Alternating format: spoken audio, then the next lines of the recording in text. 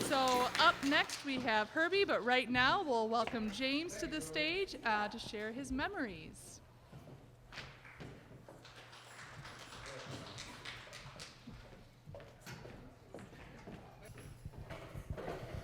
Well, good evening, everyone. It was a year ago, last month, that I started reading from my autobiography of when I was young, January of 1919. And tonight I'm going to finish up this story that I've had down through the various months. And as I mentioned in prior talks, going here through my autobiography, my father had that special love that we all have for the place where we grew up in. He made sure the lawn was kept mowed on the home place and the trees trimmed. When I mean the home place, I mean that's where he grew up. Nobody was living there anymore. I said that, and then I wrote that that's where my nephew Mike and I came in handy at times. Young teens, especially in Dad's later years as he grew older, and his emphysema from smoking made it more and more impossible for him to do much work, which is the reason why I quit when I was 24. Didn't want to do what he was doing. I could see that. It was really bad. Mom got after him to quit, and he tried, but he just could not overcome the habit and the addiction. So in the summer, when the grass started growing too long out we would go with the lawnmower, even though no one had lived there anymore for quite a number of years. One time, Dad brought his heavy yellow chainsaw and had Mike and I climb up a big tree that he felt should be trimmed. I know at least I was feeling somewhat rebellious, as I did not see any need to trim that particular tree, especially with such dangerous and heavy equipment. We did the work, but I believe that was the last time that Dad tried to have us do any of that. Maybe even he considered it was above and beyond the call of duty to keep his dream alive. There was a lovely large fenced garden south of the artesian well, the well house, where the trilling sound of wrens was almost always heard. Their white wooden homes a fixture around the garden. There were some wonderful vegetables that grew there. Beautiful garden, large one. One year, Dad decided to take some of the chicken manure from the coop and scatter it around on the garden. So we had Mike and I working hard and taking care of it. He wanted a good crop the next year, so he had us keep on until there were about 3 to 4 inches all over, of chicken manure all over. Well, come the next spring, the seeds were planted, and we waited, and we waited, and waited, but hardly anything came up. What was so bad, there was nothing to be collected from that garden. That much chicken manure made the ground so hot that nothing would grow. The lesson? Too much of a good thing is not always the best. In my teen years, I once had the opportunity to ride the second fastest horse in Minnesota, a reddish tall steed by the name of Dynamite. I forget who was on another smaller pony, a friend of mine, but we were out along Highway 14 to the west side of Revere, Minnesota, and down to the southwest, riding in the ditch, and we decided to race each other, and off we went. The horse may have been fast, but apparently the rider has a lot to do with it too. That little white off-color pony was beating me. Once Dynamite was galloping, it was like riding in a rocking chair. Just beautiful way to ride like that, going fast. However, we had to come to a stop. When we came to a stop, it got pretty interesting. Then the horse started bracing with his front legs, of course, and here I am trying to hang on to the saddle, going way over his head. And I started, just slamming into the saddle and almost went over his stupid head. Well, to me, it seemed like a stupid horse. I had bought a small bolt-action .22 rifle, a single shot, where the knurled knob behind the action had to be pulled back to cock the rifle. I cut the wooden stock off of it so it was somewhat like a pistol grip, and cut the barrel off just ahead of the forearm, which is not very long. The whole thing is only probably about like that long now. So I made a cardboard holster and wrapped it in black electrical tape. Then I practiced a fast draw, getting so I could bring the gun out with my left hand, at the same time swiping my right hand back against the knurled cocking knob and releasing the trigger at the same time. I got so I could hold a small ball on the back of my left hand, draw and shoot before the ball dropped into the holster. It was fun for a while to practice in the gravel pits. That's the only place you could have any hope of hitting anything, the nice big side of a gravel pit. Of course, nowadays it is illegal to cut off the barrel of a gun like that if it makes the barrel shorter than 18 inches. And I believe my older sister, who was like 18 years older than me, found it and got rid of it somewhere, somehow. I had fun anyway with it as a kid. We kids, that's what we love to do. When I was around 15, Dad decided he wanted to build a pontoon. He had Stanley Bendix and the blacksmith weld a number of 30-gallon steel drums together to form the floats. Then Dad and I built the floor and the fencing, completing the whole pontoon by painting it white with red trim. It was great to fish from, being able to move around on it and stretch your legs. That was back in the 50s, so that's, I don't even ever remember seeing any other pontoons at that time. But here's an interesting aspect to me that teaches kind of a lesson. I was either a freshman or a sophomore at Walnut Grove High School, which was 5 miles to the east, when an incident happened between myself and my father.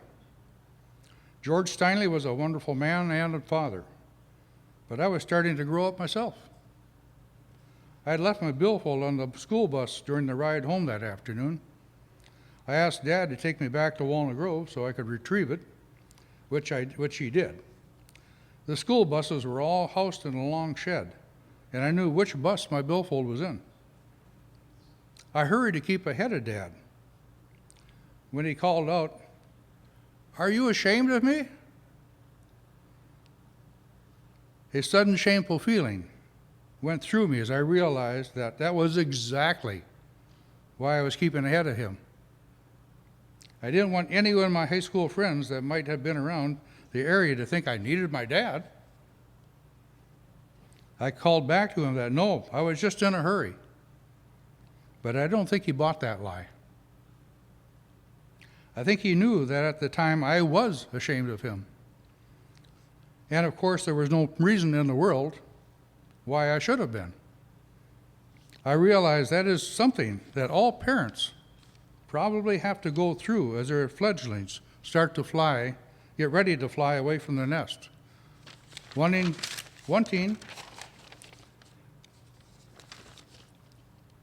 well, let me find out where I was here now. Wanting to, there we go, test out their own wings.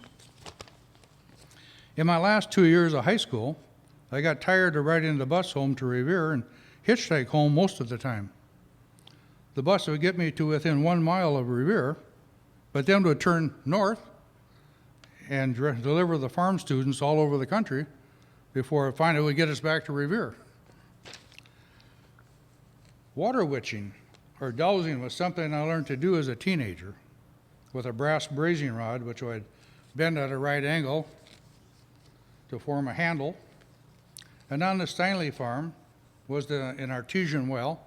There was a garden just beyond it. And I would follow the flow of that underground water wherever it turned. I could never determine the depth of the water like some, but it did work. 1 year experimented to see how many relatives could also do dowsing. I found that 7 out of 10 could locate water just as I did. I tried using apple branches like some are able to do, but it did not seem to work for me.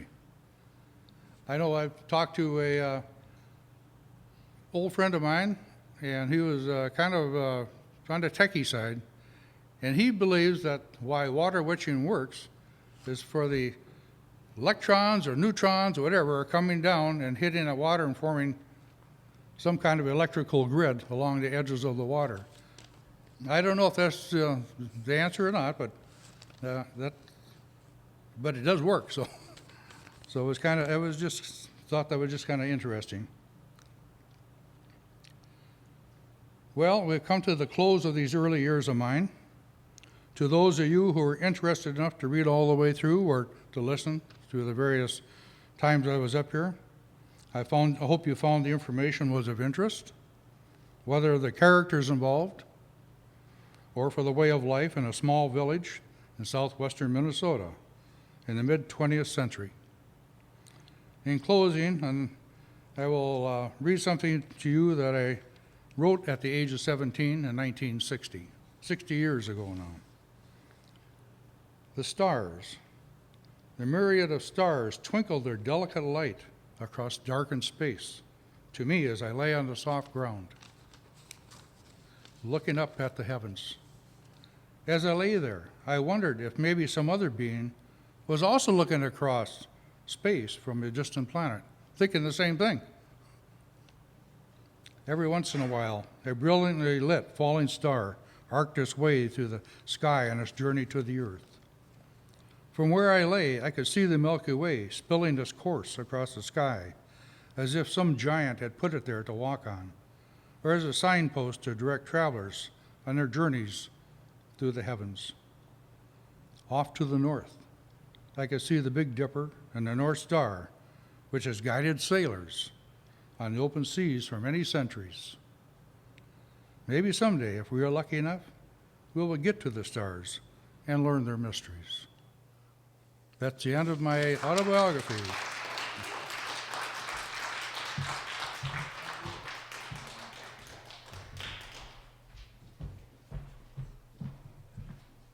Thank you, James. All right, we have Herbie up currently, and then coming on next after Herbie will be Sean Derry.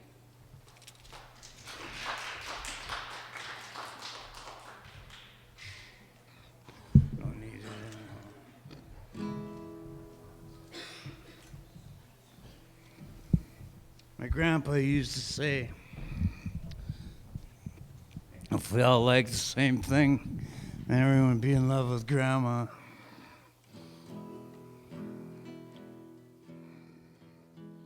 You all right? I think the guitar might be a little bright.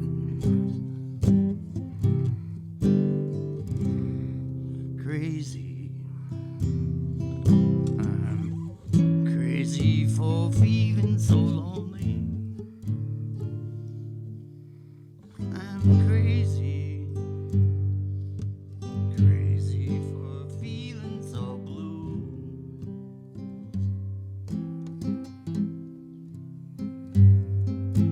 I know.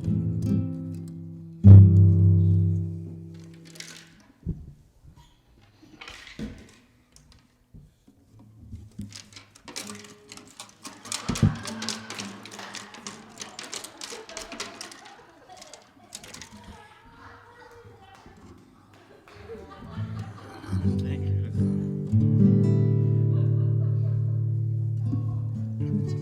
My grandpa was a veterinarian and a taxidermist, and he had a sign as you walk in the veterinary clinic, I'm a taxidermist, so no matter what, you get your pet back.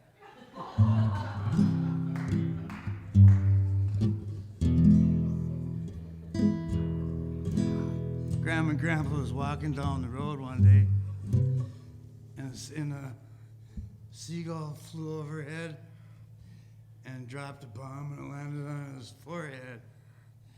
Grandma said, "It's too bad we haven't got any toilet paper." And Grandpa said, "Hazel, that bird's half a mile away by now."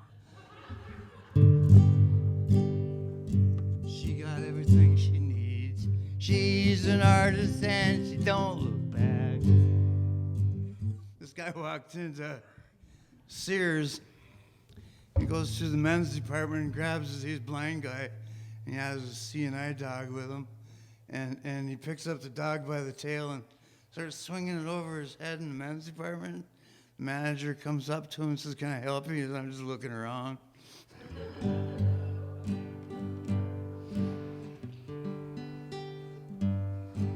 In science class, the teacher said, "Whales are the largest mammal in the world. And the theory about Jonah eating the whale can't be true because they have a small throat. And they can't be eating people because their throat's too small." And the little girl said, "Well,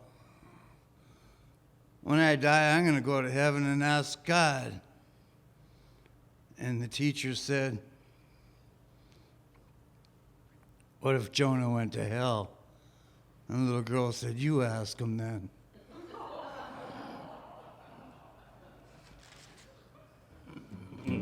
Don't get much better than this.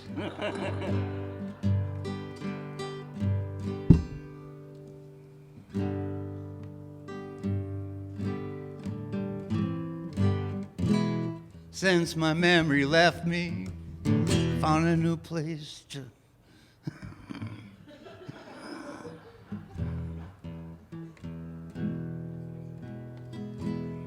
This dog walked into a bar and says, "I'd like a beer."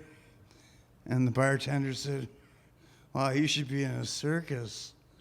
And the dog said, "Why, do they need an electrician?"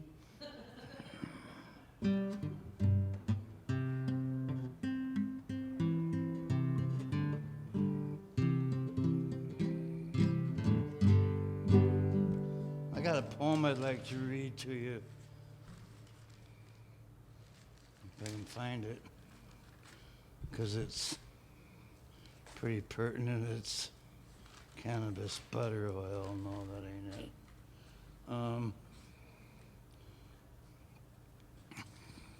For 13 years, I studied music under Cello Vec over here at the music school, and this is about what I got out of it.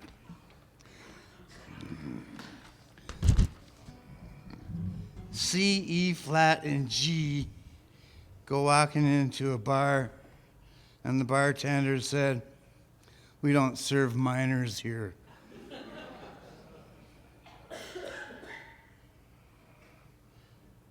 Then after a few drinks, the fifth was diminished, and G is flat out, and F comes in with an augment to augment the situation, but not sharp enough. D comes in to the barroom saying, "Excuse me, I'll just be a second." Then A comes in, but the bartender is not convinced that's not relative of C is not a minor. And then the bartender notices B flat is hiding at the end of the bar and says, "Get out of here, you're the seventh minor in this bar tonight." E flat comes out next in a three-piece suit with nicely shined shoes, and this is on the next day. And the bartender says, "You're looking sharp tonight. Come on in. This could be a major development." Sure enough, E flat is takes off his suit and everything else, and is all natural. Everything. Eventually, C sobers up and realizes in horror that he's under arrest. C is brought to trial and found guilty. Where'd it go? And is sentenced to 10 years of DS without a quota at an upscale correctional facility. Does that make sense?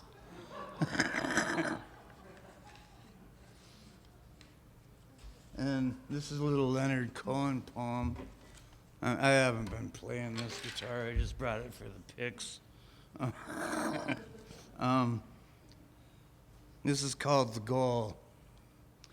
I can't leave my home or answer my phone. I'm going down again, but I'm not alone. settling at last for the counsel of my soul. For this is the tract that I paid in full. As to fall, it began long ago. Can't stop the rain, can't stop the snow. I sit in my chair and look in the street. The neighbor returns my smile of defeat. I move with the leaves, I shine with the chrome. I'm almost alive, I'm almost home. No one to follow, nothing to teach, except for the goal falls short of the reach. Leonard Cohen wrote that. Rest in peace. Thank you. And this one is called The Cowboy Banker, and I'll be done. I want to be a cowboy, said banker Larry Brown, and live out in the country instead of cooped up here in town. I gotta get it out of the light. When his wife got wind of this idea, she almost went berserk because he made $100,000 a year doing banker's work.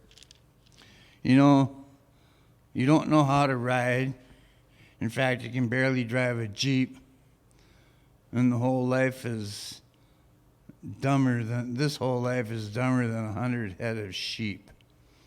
Well, Benny said he'd teach me everything I need to know, and it can't take too long, it's only giddy up and go. So he went fumbling through the catalog at Western Wear and Feed. His calculator hummed and added every things he need. $1,000 for a saddle must be some mistake. So a saddle certainly couldn't cost that $1,000 for heaven's sake. A hat and boots, a leather vest, and naturally you need a rope. Braided head stole, matching rings, and a saddle soap, a pickup and a trailer, and assorted odds and ends, clippers, combs, and brushes for man's four-legged friend, saddle blankets, silver spurs, a pair of handmade clinks, and when it all comes to total the button, it took him half an hour to think. So he scrapped the cowboy notion and said, with some dismay, I can't afford to be a cowboy on this lousy banker pay. Thank you. Let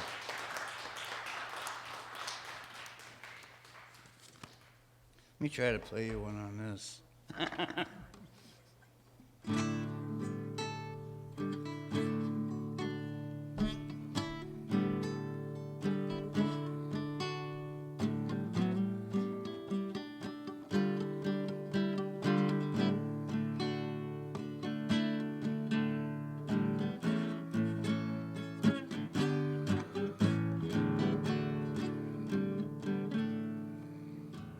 Buckets of rain, buckets of tears. Got all them buckets coming out of my ears. Got buckets of moonbeams in my hand. I got all the love, honey, baby, you can stand. I've been meek, I've been hard like an oak. I've seen pretty people disappear like smoke. Friends will arrive, friends will disappear. If you want me, honey, baby, I'll be near.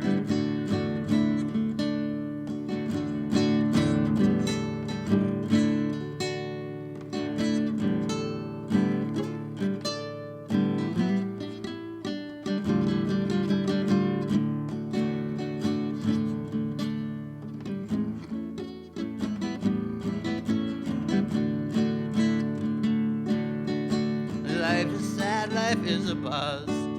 All you can do, baby, is do what you must. Well, you do what you must do, and you do it well. I'll do it for you, honey, baby, can't you tell?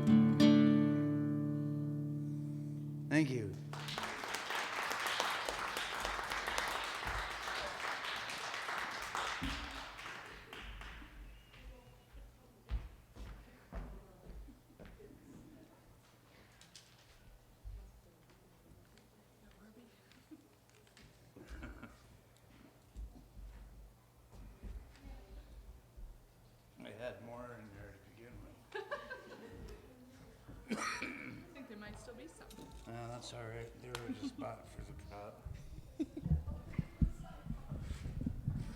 Thank you, Herbie. All right. Now we have Sean Derry coming up to play the violin, and then after that we'll have our final act with Lindsay Derry.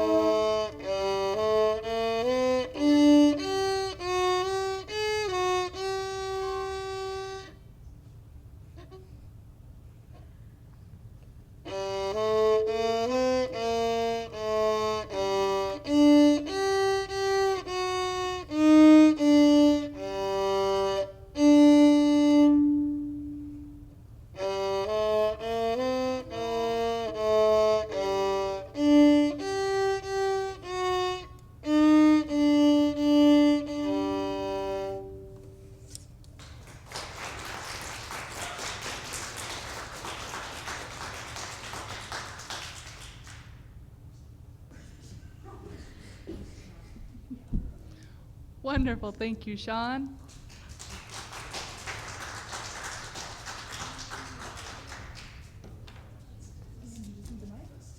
All right, I'll do this one for you.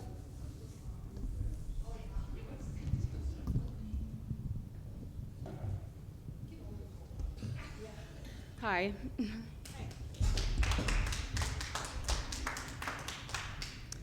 So, I kind of just thought I'd come up last minute here, so just tonight. But I've been thinking a lot about Valentine's Day coming up, probably because I spent the day with my 3 younger sisters, and all 3 of them had some elaborate, crazy plan, like a big trip and all these crazy things. And they said, "What are you doing?" And I said, "I usually make heart-shaped cookies." But it got me thinking about Valentine's Day, and I was thinking about the most loving, sweetest thing that's ever been said to me was from Sean, who just played. When he was about 4, he said, "Mom, I love you so much. I love you more than bugs." And that was definitely the best thing I've ever heard. But when I think about Valentine's Day and love, I have to think about my parents, because they have the kind of relationship that made my friends always say, "Oh, they're so cute," and made my sisters and I always say, "Get a room."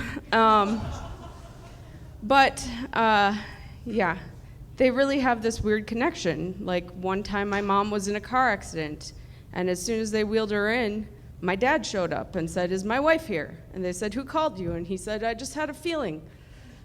So they're kind of weird. But it got me thinking about this one time. I was up at our cabin, our family cabin, and it was just me and my parents.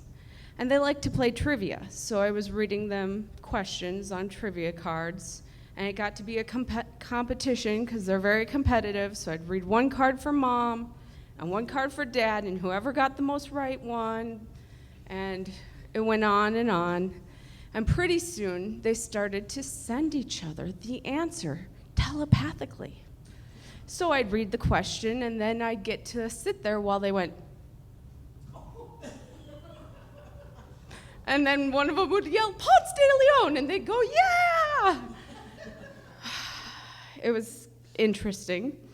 And as the night wore on, it was getting more and more heated because they were getting all the cards right, all of them. And it was because they were sending these messages to each other, they said.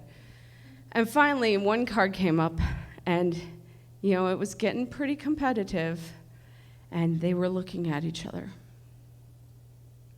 And my mom, it was my mom's question, and suddenly she went, "You're sending me the wrong answer!" And my dad started giggling, and he said, "Yeah, I was thinking the wrong answer on purpose." And she got so angry that she went into the bedroom and slammed the door and wouldn't come out, and I was like, "You can't actually send each other the answers. What's wrong with you?" And it was kind of interesting.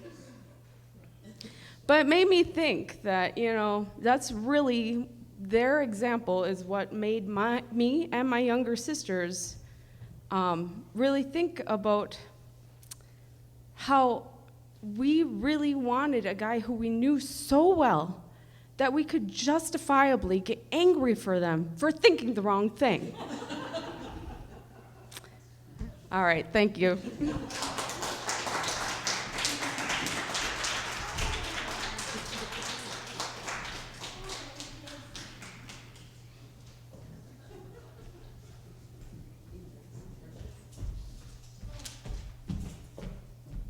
All right, well, thank you so much for coming out tonight.